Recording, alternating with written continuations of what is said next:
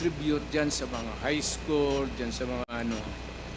Kung ang next generation ng Pilipino, puro durug, puro bangag, at marami nakikita mo dito, mga opisyal natin sa gobyerno, nakikita mo mga bangag. Alam mo na kung sino ang bangag. Tinatawag nila. Kaya ako, sir, I'm just being, well, I was being a father of the city. But talagang galit ako sa kriminal. Yes. And Naggalit ako sa kriminal. would you agree with me, Mr. President, that doon po sa inyong war on drugs, yung mga reported, majority of those that were reported killed on war on drugs were not really all drug addicts and pushers? Would you agree with me? Well, because some of those who are really Collateral. in trafficking are not marunong eh.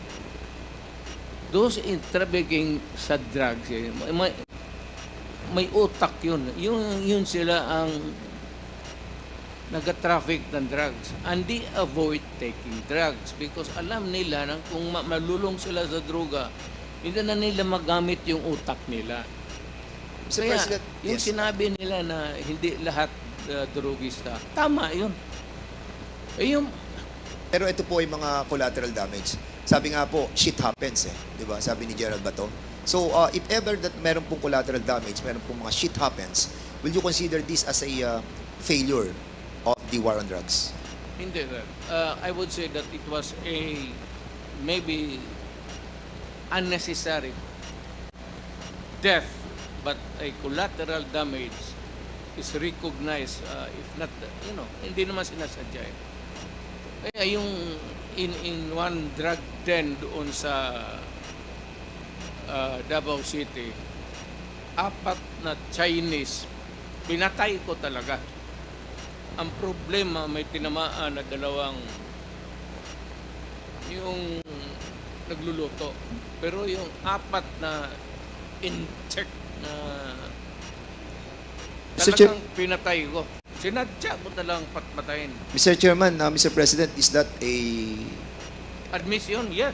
admission that you Oo. killed them? Lumaban po sila? Or pinatay nyo silang walang laban? Sinabi ko sa kanila, Mr. President, pinatay nyo po ba siya ng walang laban or lumalaban po sila? hindi, lumalaban. Kasi pag raid, siyempre, agawan ng kung anong mapupulot nila, lumalaban, pero I would say that hindi naman lahat malaban na mayroong tit for tat. Meaning to say, kung may M16 yung police, may M16 sila. That would be an impossible scenario. Pero kung lumaban, pasensya tayo.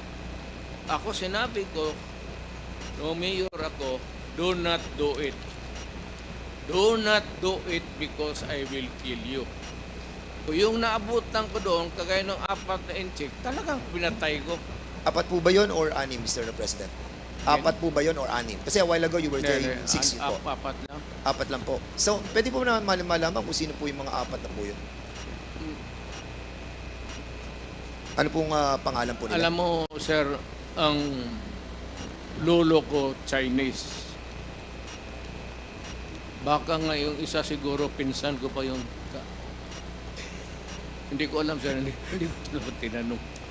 Natawa naman ako doon, Mr. President. Kaya dito, ang lolo ko Chinese eh. Lam ang lolo ko. On another topic, Mr. President. Si Garma po ay nagkaroon po siya ng affidavit. At sinabi po niya na meron pong double model na 3 levels of payments. Meron po siya sinasabi sa affidavit niya eh. Ang sabi niya, yung first suspect is killed. Ang binabayad daw po ay 20,000 to 1 million. At sa second level naman po, ang sinasabi niya yung co-plan, yung pong planned na pinapan po yung planned operation. At yung third daw po ay yung pong refund ng operational expenses. Ito po ba sinasabi ni Colonel Garma na pag binabayad doon sa mga namamatay na 20,000 to 1 million, which, by the way, corroborated by the testimony of Tata and Andy, is true. Correct. So, ito po yung namamatay, binabayad po 20,000 to 1 million. Hindi yan, sir. Ganito yan. Hindi, yun po ang tanong ko, Mr. President. Hindi, ganito nga. Sige po. Ito na yung answer ko eh. Sige po. Yung may police operation, alam ng police lahat yan, pinupunduhan ko yan.